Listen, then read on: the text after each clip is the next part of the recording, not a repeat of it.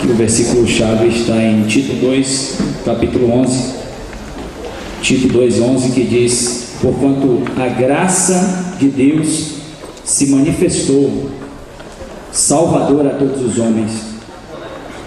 Esta maravilhosa graça que Cristo Jesus nos ofertou. Por isso nós temos motivos suficientes para louvarmos e agradecermos ao nosso Deus. O coral, neste momento, tem a oportunidade. Logo após, o grupo de louvor também participará conosco.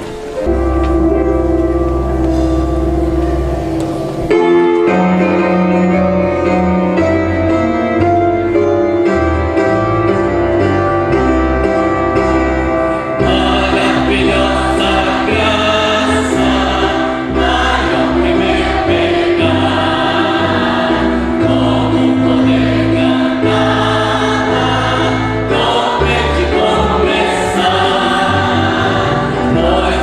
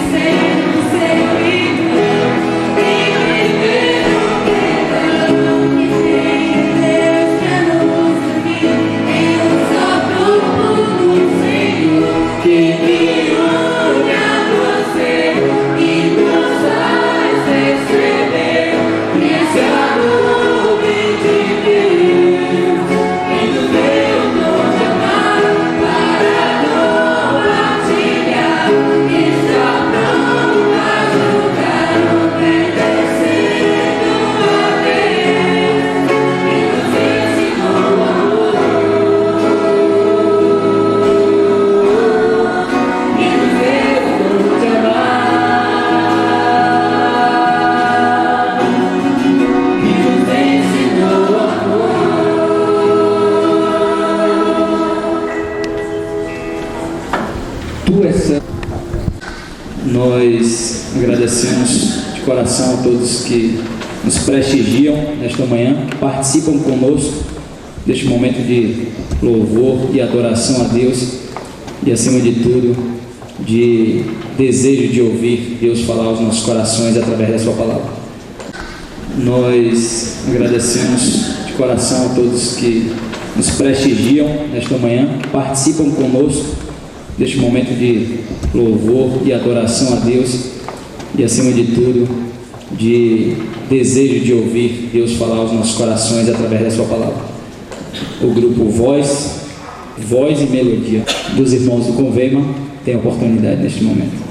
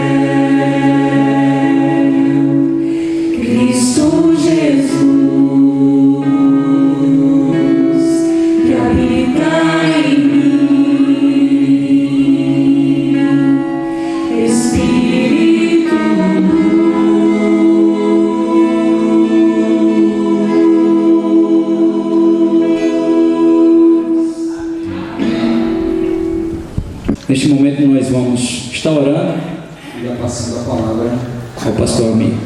Oremos. Senhor, mais uma vez queremos falar contigo, expressando a alegria que há em nossos corações pela certeza da vida eterna em Cristo Jesus, pelo privilégio de estarmos nesta manhã, Senhor, mais uma vez reunidos em comunhão para entoar louvores ao teu nome, para te render graças por tudo que tu és, Senhor. E neste momento em especial, mais uma vez suplicamos que o Senhor continue a utilizar o teu servo como instrumento vivo nas tuas mãos. É no nome de Jesus Cristo que te oramos com corações gratos. Amém. Pastor Almir.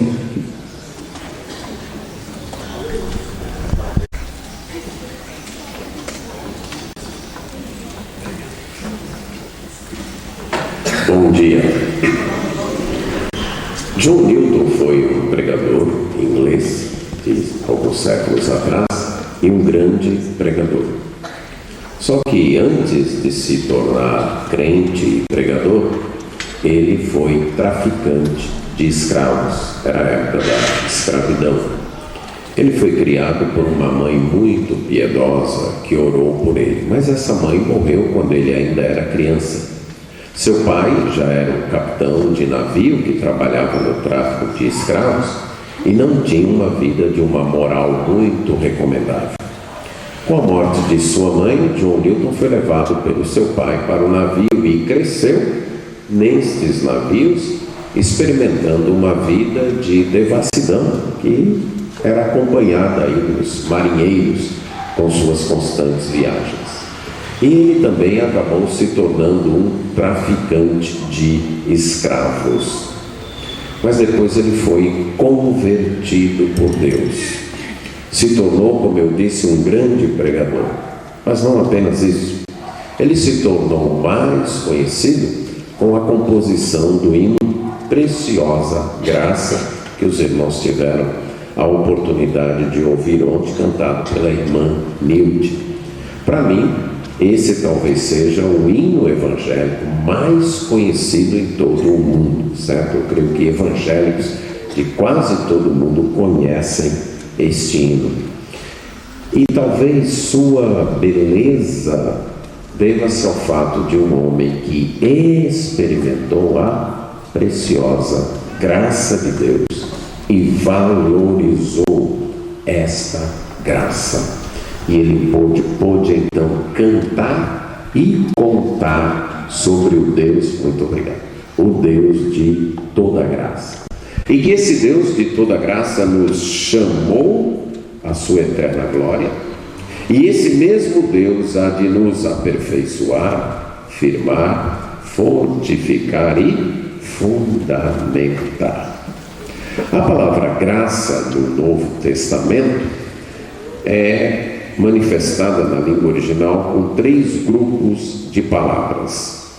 Uma fala de um dom ou presente, como aparece em Efésios 2:8. Outro é expresso por um verbo que significa que algo foi gratuito, foi grátis, foi sem gasto, foi de graça. Mas a mais comum é exatamente a palavra graça. E nós iremos acompanhá-la no Novo Testamento para mostrar que Deus é um Deus de toda graça e que nossa salvação, do início ao fim, se alicerça na graça de Deus. Fundamenta-se apenas e tão somente na graça de Deus. Foi a graça que nos salvou. Esta é uma verdade fundamental do Evangelho. No capítulo 2, versos 5 e 8. E estando nós mortos em nossos delitos, nos deu vida juntamente com Cristo. Pela graça sois salvos. Verso 8. Porque pela graça sois salvos, mediante a fé. E isso não vem de vós, é dom de Deus. Somos salvos única e exclusivamente pela graça de Deus. Foi essa graça que nos escolheu para a salvação lá na eternidade, antes de Deus ter criado qualquer coisa. Aí mesmo no livro de Efésios, no capítulo 1, verso 6, ou no verso 5 e 6, e nos predestinou para Ele, para a adoção de filhos, por meio de Jesus Cristo, segundo o beneplácito de sua vontade, para louvor da glória de sua graça, que Ele nos concedeu gratuitamente no amado. O Deus que sempre soube de tudo, que nunca precisou aprender nada, onisciente, Então, todo conhecimento sempre esteve na mente dele. Pare e pense um momento quanto a isso. Que Deus sempre soube que hoje você estaria aqui, sentado no lugar onde você está sentado. Pare e pense nisso. Não é que ele ficou sabendo hoje. É isso que queremos dizer quando falamos que Deus é onisciente. Ele sempre soube de tudo.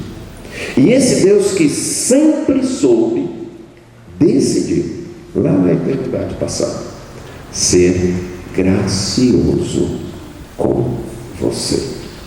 Ele tomou a decisão de manifestar a graça dele a você.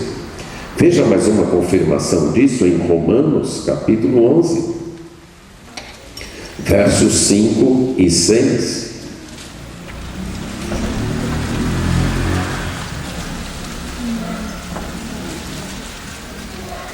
Assim, pois, também agora, no tempo de hoje, sobrevive um remanescente, segundo a eleição da graça. E se é pela graça, já não é pelas obras. Pelo contrário, a graça já não seria graça. Então, lá na eternidade passada, Deus já sabia tudo sobre sua vida. Absolutamente tudo. E mesmo assim, Ele decidiu escolher você e ser gracioso com você. E essa sua escolha foi unicamente pela graça. Podemos dizer assim àqueles que já se casaram, certo? Se você soubesse exatamente como era seu cônjuge, algo que você só descobriu depois que casou, né? Porque antes você não podia dizer que conhecia o tanto que você conhece hoje. Se você soubesse exatamente como ele ou ela seria, você ainda o escolheria?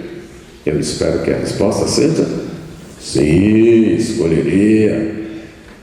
Agora, Deus sabia exatamente como eu sou, seria e serei.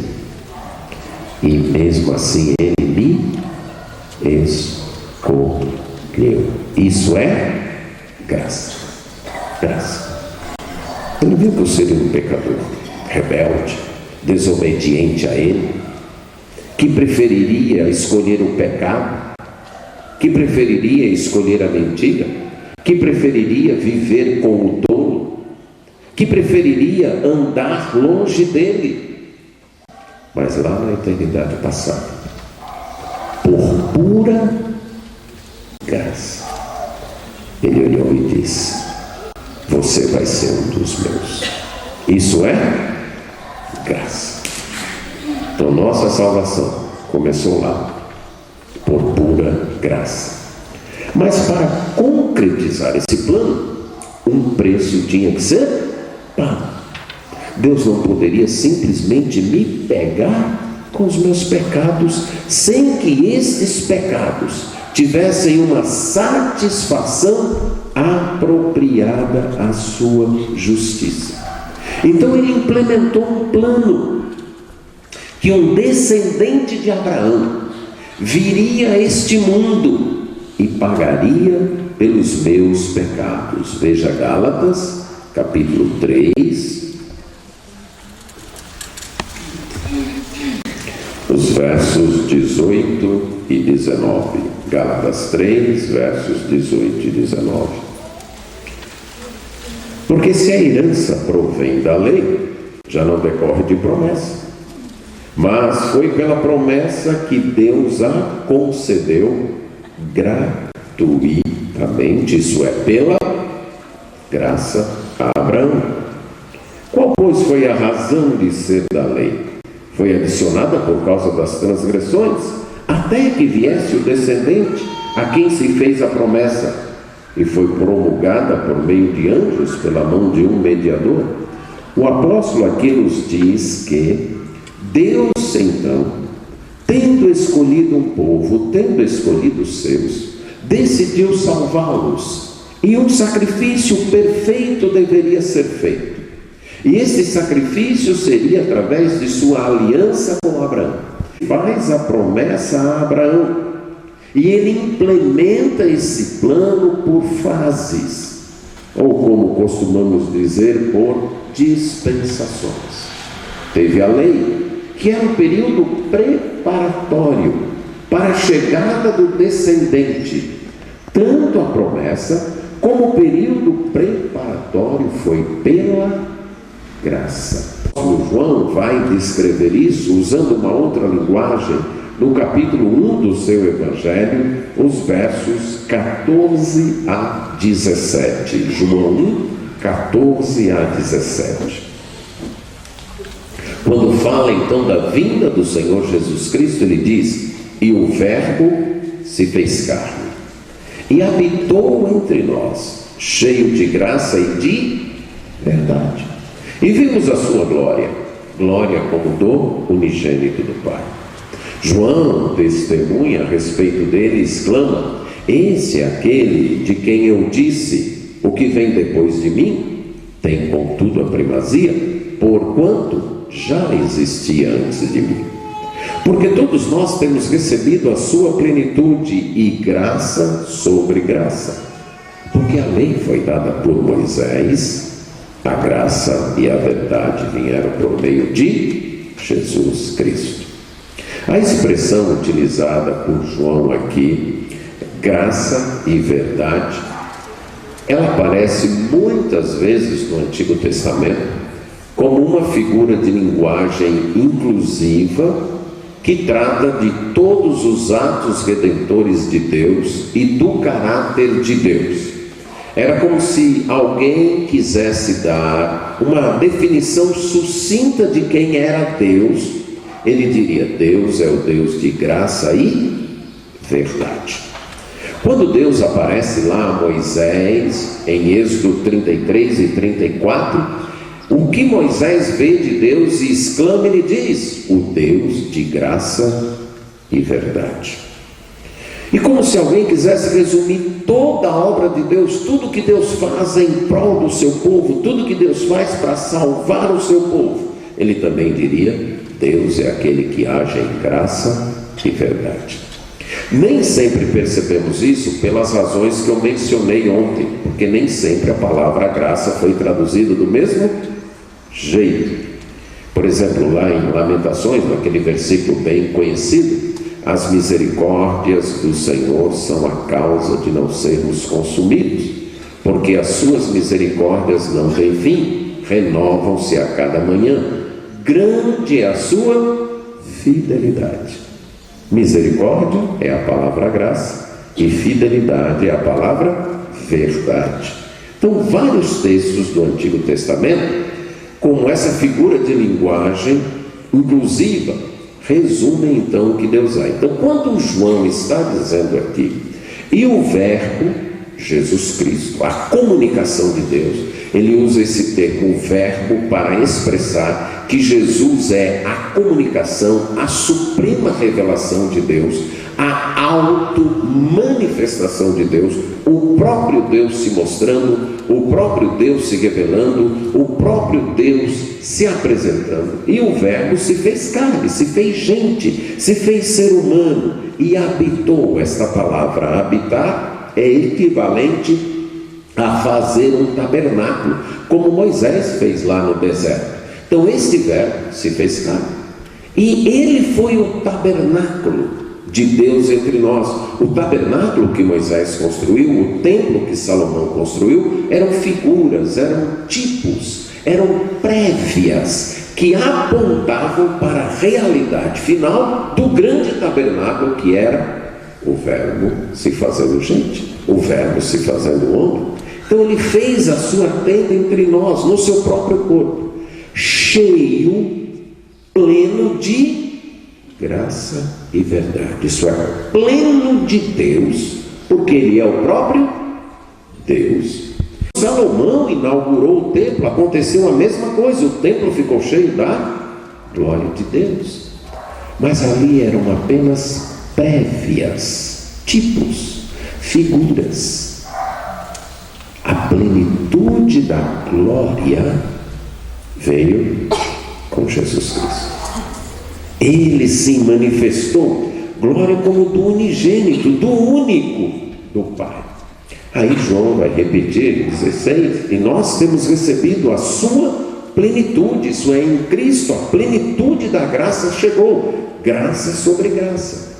E aí, quando ele faz essa comparação com Moisés, ele não está querendo dizer que na lei não havia graça, porque havia. Tanto é que, como eu mencionei, em Êxodo 33 e 34, Deus se revela a Moisés como Deus de graça e verdade. Mas o que ele está querendo dizer é que a plenitude da graça não veio com a lei, não veio com Moisés. Moisés era apenas um estágio preparatório. Começou com graça, é executada no tempo com graça, o envio do Senhor Jesus Cristo.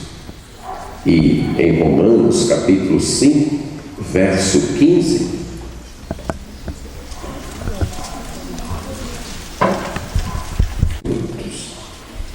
é através de Cristo que desfrutamos a graça salvadora de Deus. Não há outro meio de desfrutar a graça salvadora de Deus senão pela pessoa do Senhor Jesus Cristo.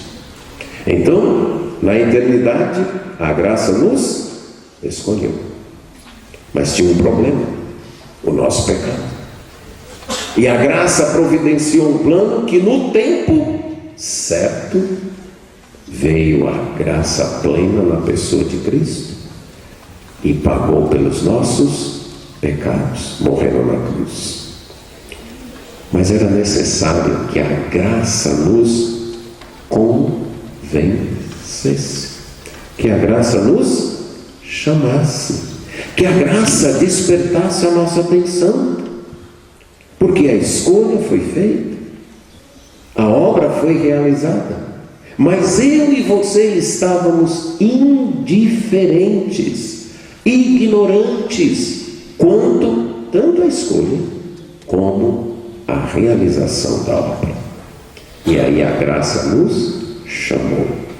2 Timóteo 1, 9.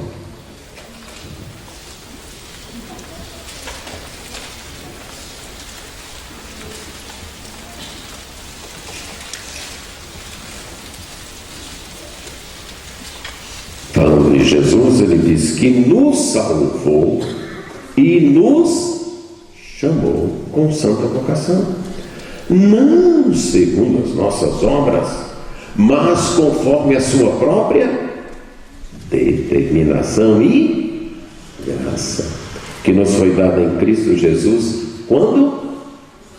Antes dos tempos eternos, do início ao fim. A nossa salvação foi obra da graça de Deus. Lá na eternidade, Ele escolheu. No tempo, Ele enviou o seu Filho para pagar o preço dos nossos pecados. E no nosso tempo agora, Ele se apresentou a você. Ele chamou você. Ele foi atrás de você, chamando você por sua própria determinação e graça. Note que é isso que o apóstolo diz aqui.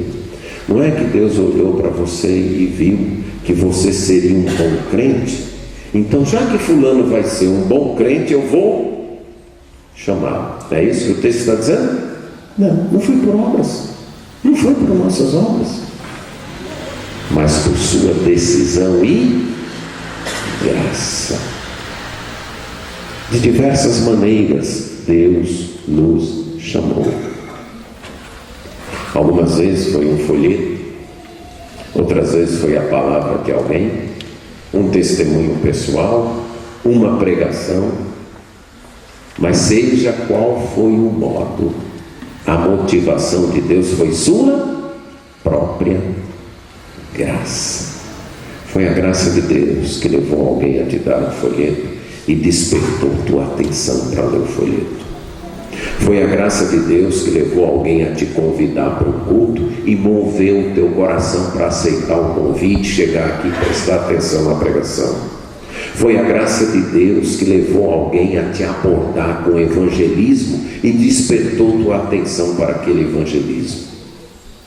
Não foi você, foi a graça de Deus. Foi ela, na linguagem do Antigo Testamento, o profeta Osés e o profeta Jeremias falam que Deus nos laçou com cordas de amor. Para mim isso funciona mais ou menos assim. O rapaz está apaixonado pela moça, mas a moça se vira para ele e diz: nem se você fosse o último homem do mundo, eu casaria com você. Mas o rapaz não desiste.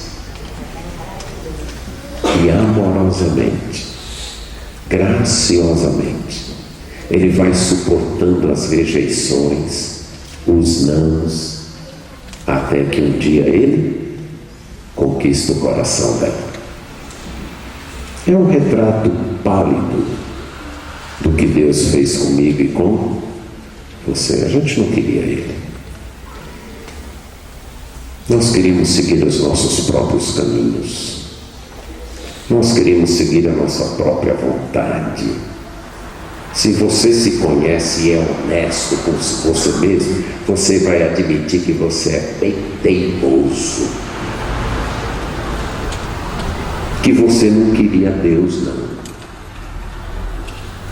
Que se tudo tivesse corrido bem na tua vida, muito provavelmente hoje você estaria, bem longe de Deus e nem aí para Ele, pelo menos o Deus das Escrituras.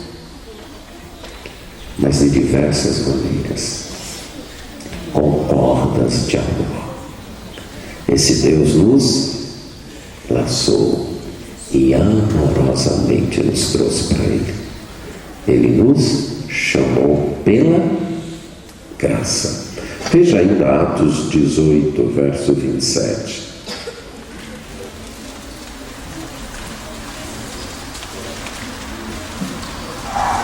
Falando aqui de Apolo, diz: querendo ele percorrer a Acaia, uma região ali da Europa, animaram os irmãos e escreveram aos discípulos para o receberem.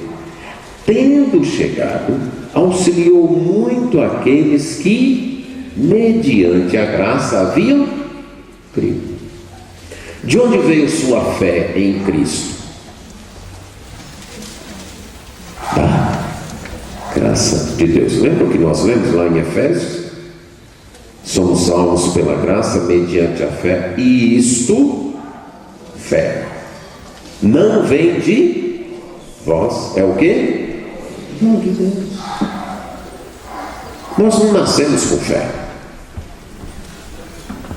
Aliás, com fé em Deus. Nós nascemos com fé em um bocado de coisa aí. Mas no Deus das Escrituras nós não nascemos com fé. Nascemos com fé em nós mesmos, acreditamos no nosso potencial, na nossa inteligência, na nossa vontade, na nossa capacidade, nos nossos recursos. Mas em Deus não. Mas graciosamente, seu amor foi se mostrando, foi se revelando, foi se apresentando, e a sua graça plantou a fé em nossos corações. Lá na eternidade, a graça nos escolheu. Quando Cristo veio, a graça pagou o preço dos nossos pecados. No dia da sua conversão, a graça te chamou. E naquele mesmo dia, a graça te justificou. Declarou você perdoado de todos os teus pecados. Romanos 3, verso 24. Vamos ler do 23 até o 25. Pois todos pecaram e carecem da glória de Deus, sendo justificados como? gratuitamente pela sua. Estão vendo a redundância do apóstolo Paulo aqui? Gratuitamente já estaria resolvido o problema, concorda? Sendo justificados gratuitamente. Mas ele não fica contente com isso. Sendo justificados gratuitamente pela sua graça. Ele quer enfatizar. Mediante a redenção que há em Cristo Jesus, a quem Deus propôs no seu sangue como propiciação, mediante a fé, para manifestar a sua justiça, por ter Deus, na sua tolerância, deixado impunes os pecados anteriormente cometidos. Qualquer juiz que perdoe um criminoso contrariando a lei, ele é chamado de um juiz injusto, concorda? É um juiz injusto. Mas Deus nos perdoou, a nós que desobedecemos a sua lei. Mas ele fez isso sem ser injusto. Por quê? A lei foi paga. A lei foi paga. Há uma ilustração que eu gosto de citar. Fala de um rei que constituiu um reino com leis muito justas, honestas, verdadeiras, e que durante um tempo o seu povo viveu obedecendo a estas leis. Um dia, algumas coisas começaram a sumir dentre o povo. Esse rei reuniu o seu povo e disse: olha, vocês sabem que eu estabeleci leis justas e corretas para manter a nossa convivência, mas eu fui informado de que algumas coisas estão desaparecendo, estão sumindo. Eu quero dizer para essa pessoa que ela pare de fazer isso, porque senão ela será castigada com 10 chibatadas. Mas as coisas continuaram desaparecendo. O rei fez uma segunda reunião e aumentou a pena para 20 chibatadas. Mas as coisas continuaram sumindo. Até que chegou a quinta reunião e já a pena estava em 50 chibatadas. Aí alguém lá atrás levantou a mão e disse: eu sei quem é que está roubando. Pois então apresente a pessoa. E foi empurrada uma certa senhora para frente. E o rei mandou ela chegar. Quando ela chegou, houve um nó de surpresa. Era uma senhora já curvada pelo peso da idade. Mas a surpresa não era essa. Era a mãe do rei. E a expectativa é: o rei vai cumprir a sua lei. O rei chamou o verdugo, mandou tirar o manto de sua mão e amarrá-la ao pontíbulo. E o verdugo fez isso. Aí o rei mandou o verdugo pegar o chicote. Enquanto o verdugo ia pegar o chicote, o rei se levanta do trono, tira o seu manto, aproxima-se do pontíbulo, abraça sua mãe por trás e fica ali e recebe as 50 chibatadas. A lei foi cumprida e a mãe foi salva. É uma ilustração pequena do que aconteceu na cruz. A infinita justiça de Deus foi cumprida e o seu povo foi salvo, porque Jesus sofreu as chibatadas que eu e você merecemos, justificados pela graça. Foi graça. Sabe aquele ditado: não existe nada de graça no mundo? Aí alguns acrescentam: somente a salvação. E eu digo: nem a salvação. Ela é de graça para mim e para você, mas não foi de graça para Deus. Custou a vida o sacrifício de seu Filho Jesus Cristo. Sabe aquele momento que Jesus clamou: Deus meu, por que me desamparastes? Jesus nunca havia sido separado do Pai, nunca. uma comunhão eterna. De uma forma diferente antes da encarnação, como ele mesmo disse em João 17. Mas ele sempre esteve em comunhão com Deus. Mas naquele momento em que o meu pecado, em que o teu pecado caía sobre ele, a justiça do Pai o fez se afastar do Filho. E ele sentiu a dor que eu e você merecemos sentir, e que todos aqueles que rejeitam Cristo ainda vão sentir no inferno, a dor eterna. Só Ele poderia fazer isso, porque Ele é o único infinito, poderia sentir essa dor com essa intensidade em nosso lugar. E também nos livra do domínio do pecado. Ela perdoa os nossos pecados, mas nos livra do domínio do pecado. Romanos 6,14. Porque o pecado não terá domínio sobre vós, pois não estáis debaixo da lei, sim da graça. A mesma graça que perdoa, liberta. Não é já que eu fui perdoado, agora foi tudo de graça mesmo, eu posso viver aí pecando e pecando e pecando. Não. A graça faz uma obra completa. Ela perdoa e transforma. Ela justifica e liberta. O primeiro é um ato único. Você é justificado de uma vez por todas. O segundo é o que a gente chama de santificação, é um processo. Paulatinamente, a graça vai te libertando. Mas essa graça também nos faz sofrer.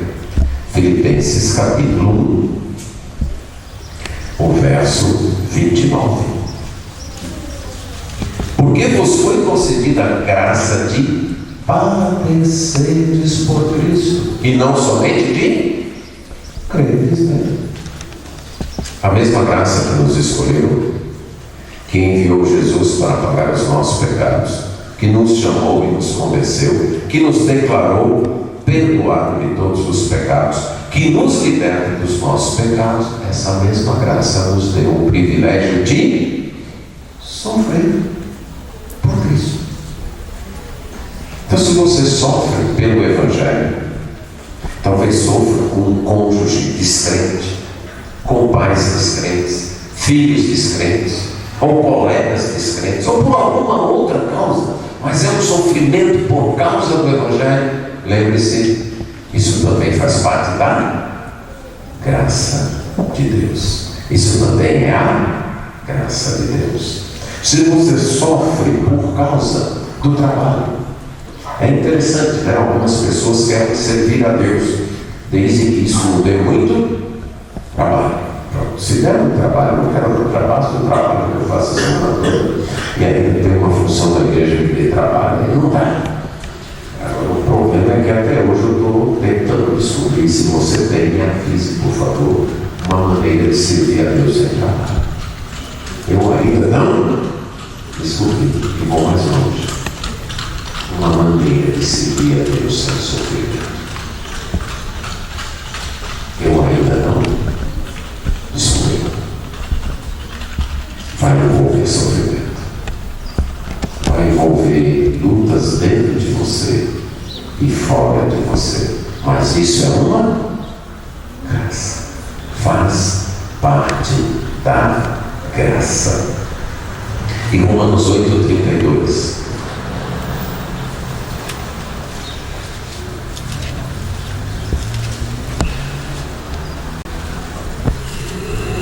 aquele que não poupou a seu próprio filho, antes por todos nós o entregou, porventura não nos dará graciosamente com ele todas as coisas? A graça nos dá segurança, certo? A graça começou a obra e a graça vai concluir a obra. Sabe por que nós podemos ter segurança da nossa salvação? É exatamente porque ela é pela graça. Porque se fosse depender do meu mérito, Eu hoje estou pregando aqui, estou me esforçando, orei muito, então hoje eu estou salvo. Talvez amanhã eu faça alguma coisa errada, eu esqueça de orar, agora estou perdido. Mas aí, na terça-feira, eu me arrependo, aí eu estou de novo salvo. Isso não é graça, e nem tem graça. Concorda? Porque está dependendo de e não da graça de Deus. Deus deu de graça. Ele escolheu de graça. Ele mandou o filho dele de graça. Ele chamou e convenceu você de graça.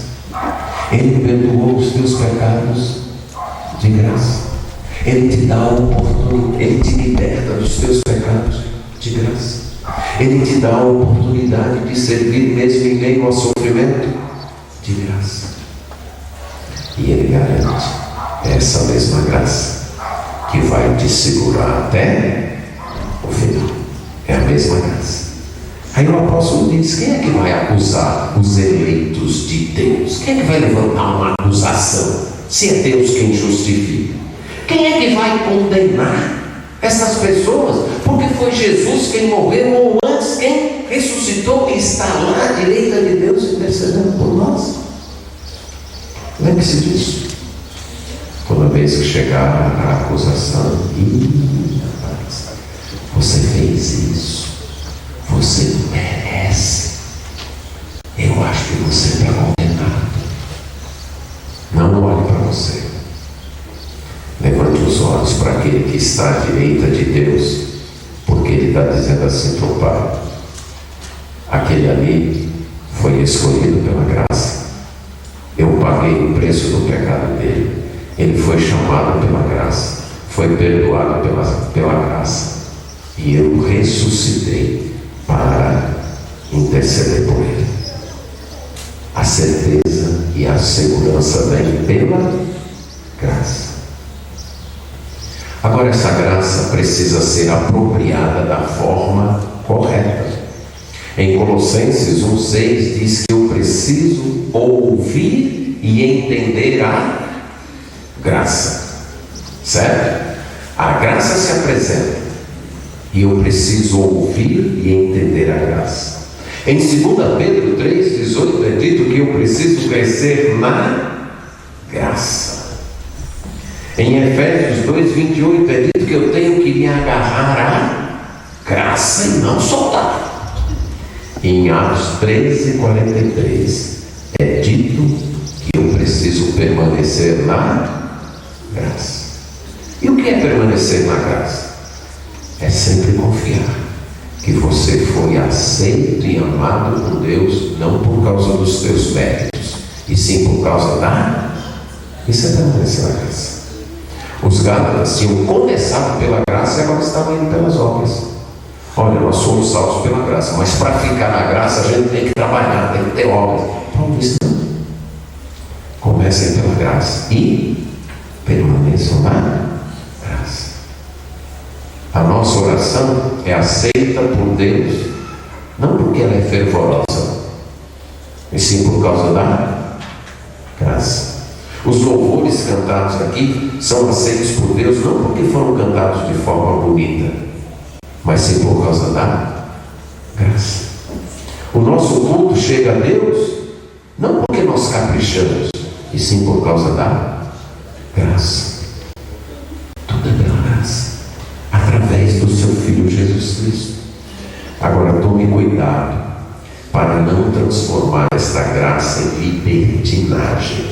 É a advertência lá em Judas capítulo 4, onde o apóstolo diz: pois certos indivíduos se introduziram com dissimulação, os quais desde muito foram antecipadamente pronunciados para esta condenação, homens ímpios que transformam em libertinagem a graça de nosso Deus e negam o nosso único soberano e Senhor Jesus Cristo. Cuidado para não abusar da graça. transformando a graça em libertinagem. E por último, cuidado para não receber a graça de Deus em vão. Segundo aos Coríntios 6. E nós, na qualidade de cooperadores com Ele, também vos exortamos a que não recebais em vão a graça de Deus. Isto é, receber a graça de Deus como algo vazio, algo que não tem valor para você, algo que não vale para você. Deixe-me ilustrar da seguinte maneira. Suponha que você tenha algo muito precioso para me dar, mas muito precioso, vale muito, mas eu estou com as mãos ocupadas. E você diz: olha, eu tenho isso para te dar, mas eu só te dou se você segurar com as duas mãos. Porque se você não segurar com as duas mãos, você corre o risco de pegar e cair. E isso é muito precioso. Aí eu solto e pego. O meu ato de soltar e pegar aquilo que é precioso é pagamento? Não, porque aquilo que eu estou recebendo vale muito mais do que esse ato. É valorização da graça. É isso que Deus está dizendo. Você nunca vai pagar a minha graça, mas você tem que valorizar a minha graça. Você tem que apreciar a minha graça. Uma segunda ilustração. Pense aí num lixão, um desses lixões da vida. E tem um grupo de criança que vive lá, catando lixo, comendo o que acha, brincando. De repente acha uma bola furada, ficam se divertindo, não tomam banho, são sujos, e para eles a vida é aquilo. Um dia passa uma senhora ali e tem pena daqueles garotos. Aí ela vai até sua casa e prepara uma refeição. Ela passa pelo supermercado, compra todos os ingredientes e faz uma refeição de luxo. Ela diz: eu quero proporcionar àqueles garotos um almoço como eles nunca tiveram na vida. E aí ela vai lá e diz: olha, meninos, eu preparei para vocês um almoço lá na minha casa. Vocês querem ir? Eles dizem: sim, então entrem no meu carro. Aí ela vai. Aí quando chega na porta da casa, diz: agora, meninos, vocês precisam lavar as mãos. E eu já providenciei água, sabonete e toalha. Se você não lavar as mãos, você não vai poder entrar e comer. Ela está exigindo que eles paguem pelo almoço? Não, porque lavar as mãos não vai pagar o dinheiro que ela gastou, nem o trabalho que ela teve. Ela está protegendo a refeição e protegendo aqueles próprios meninos, porque se eles forem comer com a mão suja aquela refeição, vão demonstrar que não valorizam a refeição e podem até eles mesmos se contaminarem e contaminar uns aos outros. Quando Deus exige que a graça seja valorizada, é isso. Ele está dizendo: eu já fiz tudo, inclusive já providenciei sabão, água e toalha, fé e arrependimento que você tem. Fui eu quem dei. Agora você só prova da refeição, só prova da minha graça com fé e arrependimento, que eu já disse, está aqui. Tudo é pela graça. Mas tome cuidado, para que essa graça não fique vazia, para que por causa de uma mão suja, você deixe de desfrutar da mesa graciosa que já está aí. João Newton também se tornou famoso por uma outra frase dele que expressa muito a graça de Deus. A frase diz assim: eu sou um grande pecador, mas Jesus Cristo é um grande Salvador. E essa é a realidade da nossa vida. Nós somos grandes pecadores, mas Jesus Cristo, com sua graça, é também um grande Salvador, do início ao fim. Foi pela graça. E lá nos céus, como o hino que ele compôs, eternamente nós estaremos louvando exatamente esta graça de Deus. Amém.